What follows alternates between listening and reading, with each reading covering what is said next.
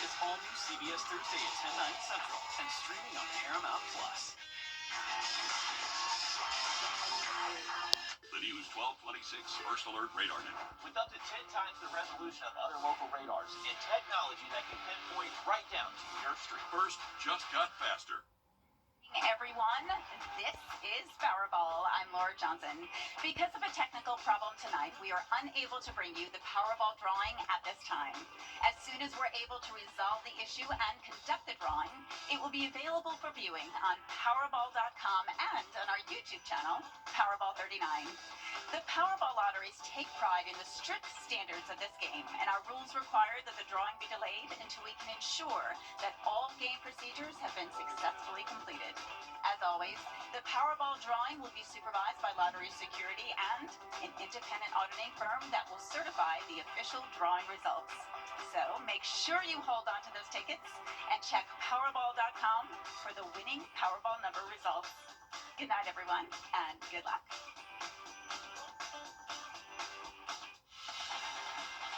Live from Augusta. Breaking news. Breaking news at 11, where our crew is live at the scene of a shooting tonight in Hepzibah. Richmond County investigators and deputies have been at the scene at Butler Manor Drive. They say 2 teens were shot and taken to the hospital. Your Ethan Hunter is live at the scene where those several departments have been working, including Sheriff Brantley. And Ethan, you spoke with the sheriff live on WRDW+. What new details can you tell us after speaking with him? Yeah, well, the sheriff's office was able to tell us that deputies responded to calls about a shooting. They're calling it an aggravated assault here on Butler Manor Drive. 2 victims are both teen boys, 16 and 18. One of them was shot multiple times in the chest. Another one was shot 1 time, and they were transferred to the hospital. And within the last 20 minutes or so, this was a very active scene that you will see video from. That all of the cars that were here pulled out at the same time and drove away. There was about 10 still remaining when we were here just about 20 minutes ago, and they have all cleared. But the sheriff did tell me that, I asked him, there have been 2 shootings right before this yesterday.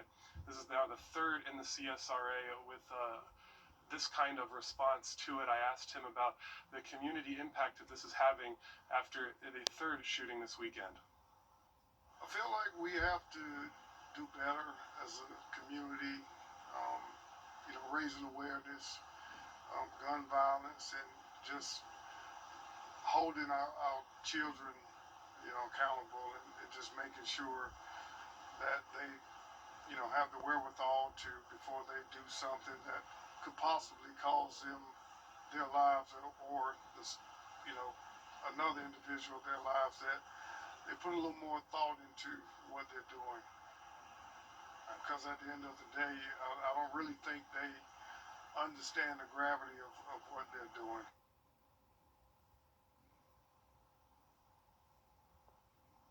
Yeah, so like I said, the scene did just clear up within the last few minutes, but there were officers walking around with flashlights going around to houses all over the surrounding blocks. There's no information known about a suspect at this time, but we will continue to keep you updated as we know more. Once again, 2 shot here, transferred to the hospital in what the Sheriff's Office calls serious condition, and a very large response here from Richmond County Sheriff's Office in Hepzibah.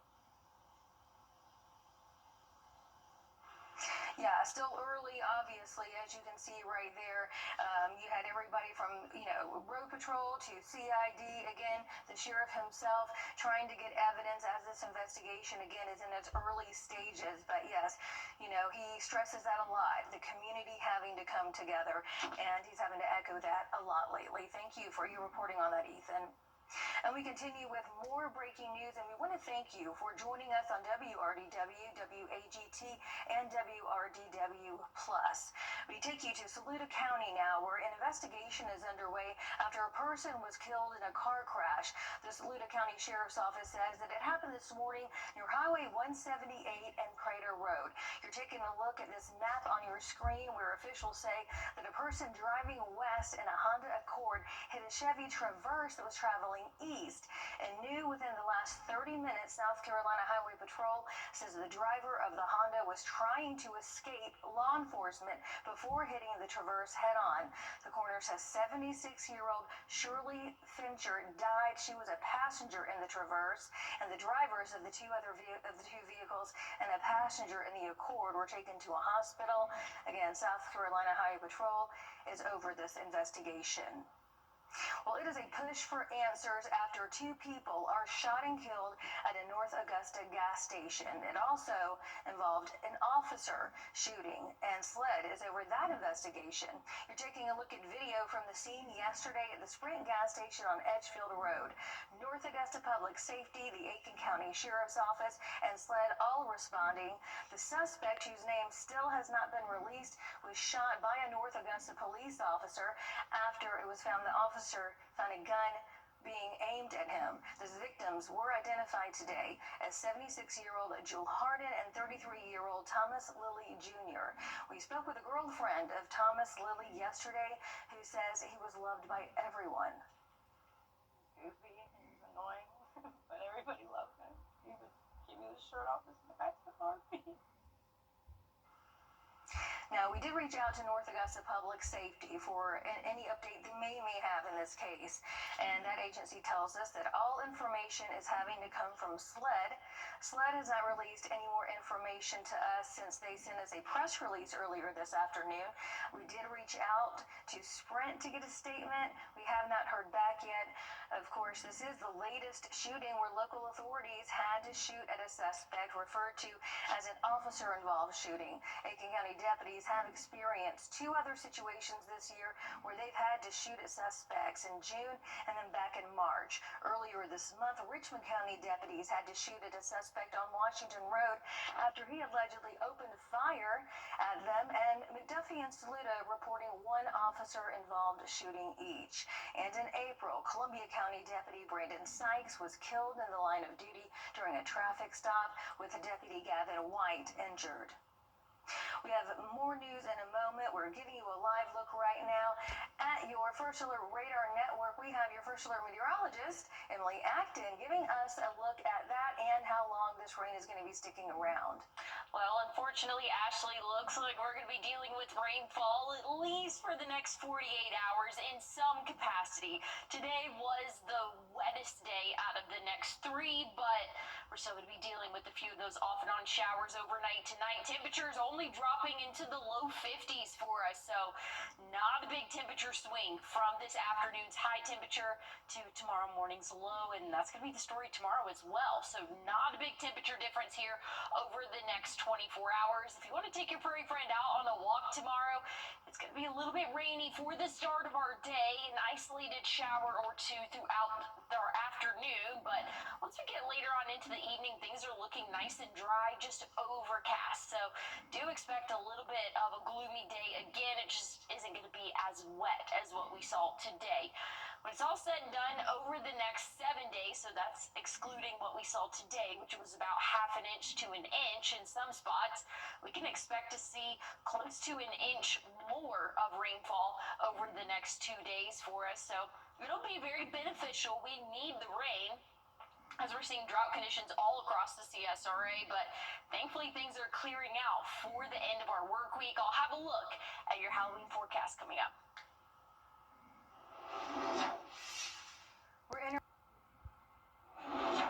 Three people are getting assistance from the Red Cross after a house fire in Trenton this afternoon. The Red Cross telling us that the fire happened on Edgefield Highway. Right now, the cause of that fire is unknown, but as we learn more, we'll keep you updated on air and online. New tonight, the GVW Fire Department is looking for the person that is right there on your screen. Take a good look here. In a Facebook post, the Graniteville, Vaucluse, Warrenville Fire Department says that a blanket was stolen from the volunteer fire department. They say it happened around 4:20 yesterday morning, so if you have any information, contact the department through its Facebook page. And when you're on your side tonight, with a safety alert. Edgefield County now sharing that they've been dealing with break-ins as the latest development after we first told you about a string of car break-ins happening in Richmond County.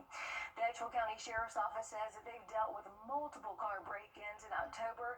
They say all those break-ins have been at night or early morning, and most of them have been happening in the Mount Vintage and Huntington Estate subdivisions. Deputies were able to use surveillance video to arrest 2 suspects in North Augusta. Both are charged with multiple counts of breaking into a motor vehicle along with other charges. Now, both Richmond and Edgefield County Sheriff's Offices encourage people to take those valuables out of their cars. You want to lock your car doors and never leave a gun or any other weapon that is unsecured in your vehicle. Deputies say that if you see anyone messing with a car that looks like they might be trying to break into it, call 911 and give them as much information as you can.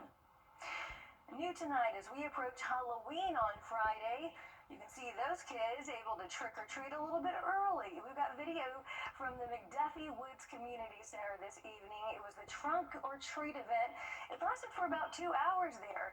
News 12 was there hearing from those who got out to the event tonight about the importance of those trunk or treat events.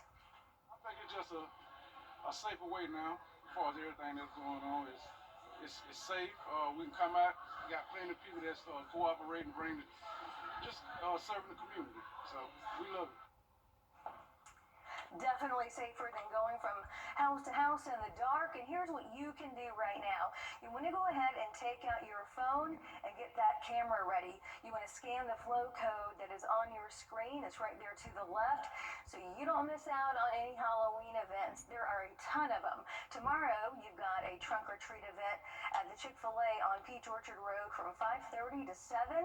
And Edgefield County's National Night Out is tomorrow from 5 to 8 at Sweetwater Baptist Church. Again, there's a lot more than that, so scan that code. It'll take you to wrdw.com, where you can find all the fun and find out where all the candy is. And it's going to look nice on Halloween itself, Emily. Yeah, we're going to get rid of the rainfall for us. We're still tracking it for the next 2 days, but should be out of here by the end of the work week and into the start of our weekend. Great sky conditions anticipated. I'll have a look at what your 7-day forecast looks like coming up. At Parker's Kitchen, our chicken tenders are huge. See for yourself. Put our chicken tenders next to the competition, and ours are twice as big. Not a little bigger, but twice the size.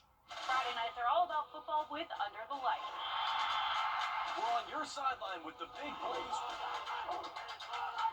rivalries, and fierce competition. Every Friday night starting at 5:30 on News 12. Grab a front row seat to all the action and enjoy a full range of special coverage with puppy picks, tailgate, and let's hear it for the band.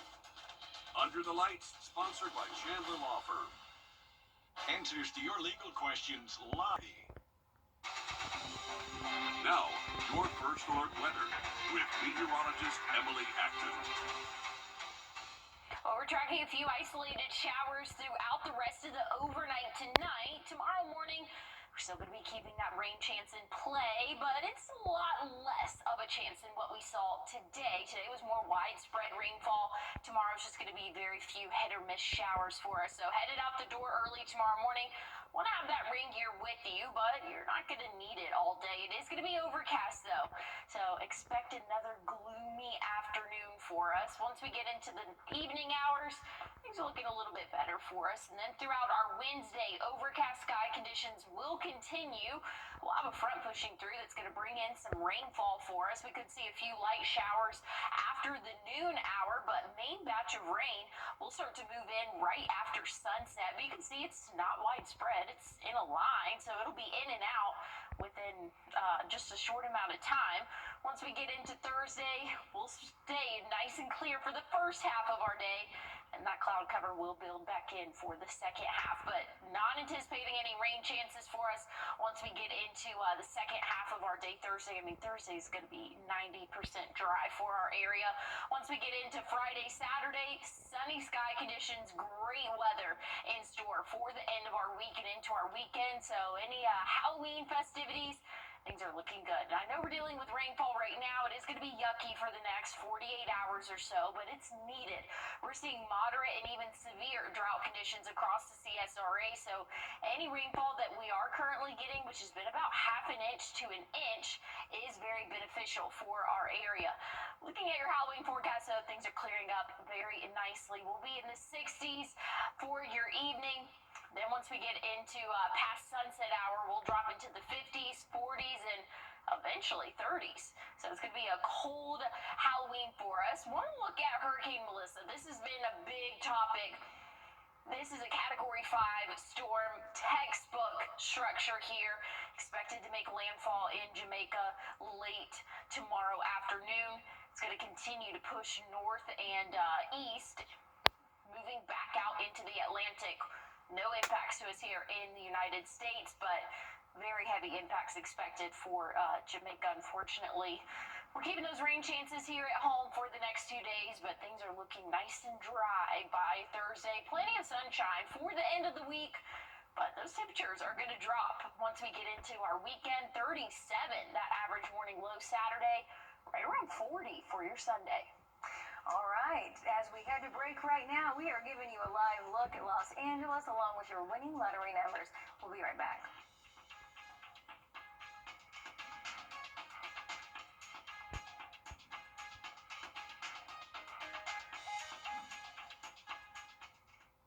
Closed captioning is brought to you by Hug and Spiel. The CSRA. It's where we were born, where we live, where we work, where we're raising our families. It's our home. That's why the people of the CSRA count on us after an accident. Injured? Call me, the Augusta guy, 706-724-7224. Wrdw.com. Hi, Suzanne Lily Honeymichael here with Hardwood Floors and More. 40 years ago, we began a journey built on craftsmanship, hard work, and integrity. Then in October 2005, we took a leap of faith and brought our dream showroom to life. Hardwood Floors and More exists because of you, our clients, friends, and community. We are so grateful for the memories behind us and the dreams still ahead. Join us as we celebrate this milestone with specials throughout the showroom. Hardwood Floors and More, so much more in store for you. First Alert Radar, powered by Jim Hudson Automotive Group. On your sideline, sponsored by Chandler Law Firm. The high school girls golf season is nearly over in South Carolina. South Aiken and North Augusta both swinging for a state title in Hilton Head. After round 1 of 2, the T-Reds sit in third place at 49 over par. That is 23 strokes back from first place host school Hilton Head Island. Zoe Meldrum with the best individual round for the T-Reds at 9 over par. North Augusta in the state finals for the first time since 2018. The Yellow Jackets are tied for 6th at 72 over following day 1. Phoebe Reese shot the best round for North Augusta with a 6 over round of 78. And barring any significant weather, the final round is set for Tuesday. And the second round of the South Carolina volleyball playoffs have wrapped up. Bamberg getting upset by Johnsonville 3-1. Strom Thurmond lost in straight sets to Chesney. Silver Bluff falling on the road to Anor, and not listed on the screen because we still don't have a final score, but we do know that Batesburg-Leesville took down Liberty. On the second page, nothing doing for our area teams over here. Fox Creek getting upset by Hanahan. Gray Collegiate making easy work of Gilbert, South Aiken, and North Augusta, each falling in straight sets on the road. And this Friday marks the final week of the regular season for Georgia high school football, a monumental matchup to close it out between 9-0 Westside and 9-0 West Lawrence. The winner of this game moving on to the postseason as an undefeated 3A Region 4 champion. Not much history between these two programs. That's because their first meeting wasn't until just a year ago when they got shuffled into the same region. The Patriots got the win in that game, but the stakes are much higher this week. Tamari Curry will surely be a huge piece to a Patriots victory. He's well over the 1,000-yard rushing mark and has 18 total touchdowns. Speaking of high school football, getting inducted into the Hall of Fame might be one of the coolest experiences as an athlete. This past Saturday, 4 of our local CSRA athletes had a dream become a reality. The 4 players being Washington Wilkes' Tom Nash, Laney's Chip Banks, Washington County's Robert Edwards, and Butler's Carlos Rogers, the man right there on your screen. Rogers played defensive back for the Bulldogs before graduating in 1999. He would then go on to play at Auburn University before becoming the 9th overall pick in the 2005 NFL draft to Washington. He spent 10 years in the pros, including 3 seasons with the 49ers that all finished in the postseason, taking Saturday night to reflect on a career that started right here in Augusta. Very humbling. I'm very blessed. Something I never thought of or dreamed of, to be putting on a jacket in any level of sports. To be recognized as one of the best that came through Georgia, and so many people that came through, many thousand athletes. I'm just very blessed to get this opportunity to put on this jacket. Rogers was one of 33 former players inducted into the Hall of Fame, and he now shares the same class as Georgia head coach Kirby Smart and fellow Auburn alum Cam Newton. Oh yeah, speaking of Kirby Smart, his Dogs taking on Florida this Saturday down in Jacksonville. This will be the last time that this game is played at Everbank Stadium until 2028, as renovations to the stadium continue through the next 2 years. Next year, the game will be played in Atlanta, and the following year will be held in Tampa Bay, keeping somewhat of that same neutral site feel intact. Regardless, Kirby ready to get back down to the cocktail party. Excited again to go to Jacksonville and play in an awesome venue. It's very unique to have the neutral site and have, split crowd. And every year we go and play it, and it's very different, than the SEC home away atmosphere. It's kind of weird because it's sits right there in the middle, and it can be loud both ways, and it's kind of a momentum game. Whoever's crowd is into it at the time, or who has the momentum. But our guys are back and ready to get to work. Your News 12 sports team will be in Jacksonville for the kickoff between the Dogs and Gators, which is set for 3:30 on Saturday. Well, looking at your what to wear forecast tomorrow, going to be a chilly day for us and a little bit of a rainy start, so have the rain gear with you. I'll have a look at your 7-day coming up. Time and Temp, brought to you by your First Alert weather team. The News 1226 First Alert Radar Network. With up to 10 times the resolution of other local radars and technology that can pinpoint right down to your street. First just got faster. Well, here's a look at your 7-day forecast one more time tomorrow. Wake up temperatures low 50s for us, not warming up much for your afternoon highs. Will be in the middle 50s. Rain chances likely for the morning, less likely throughout the evening, and we'll have another set of showers move through for your Wednesday. But by the end of the week, dry conditions and even sunny for your Friday and Saturday. Saturday morning lows in the upper 30s, so very chilly start to our weekend. All right, well, that does it for us for News 12 at 11. We've got several breaking stories. We'll be keeping you updated online and on air starting at 4:30.